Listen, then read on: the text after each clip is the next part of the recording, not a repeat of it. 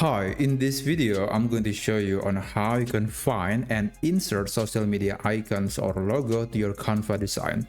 So in Canva, there are plenty of media assets, but when it comes to social media logo, it's kind of tricky. So for example, if you go to the element section and then you want to search for Facebook logo, and you'll see that on the graphic section, there are some options that kind of resemble to a Facebook logo, but they're not exactly Facebook logo. And this is the same for pretty much any other brand name, like for example, Instagram icon. You'll see that they really doesn't look like a real Instagram logo. I mean, you could use it, but they're not exactly the same logo that used by the company. So while you can do that, it's pretty much not the best option in my opinion.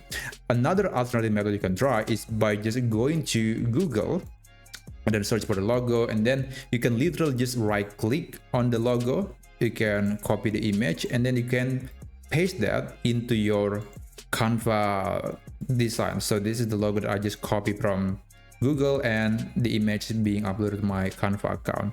So that was the second method, but I do recommend using the third method. So I'm going to add a new page. You can install an app called Brand Fetch. That is the name of the app, and you want to click on it. You want to install it. Click open, and it will give you access of tons of popular company logos. For example, I could insert a logo of Twitter, for example. Not Twitter, it's X now. It's X, and I could just insert the logo to my Canva media Canva document, and I could insert the logo of, let's say, Microsoft. This is the logo, and yeah, it's just as simple as click and then it will be inserted to your Canva document. I think this is very useful and a lot faster than the other methods. So that's basically it. That's how you can insert a logo or icon, social media icon to your Canva design. And I hope you find this video to be helpful.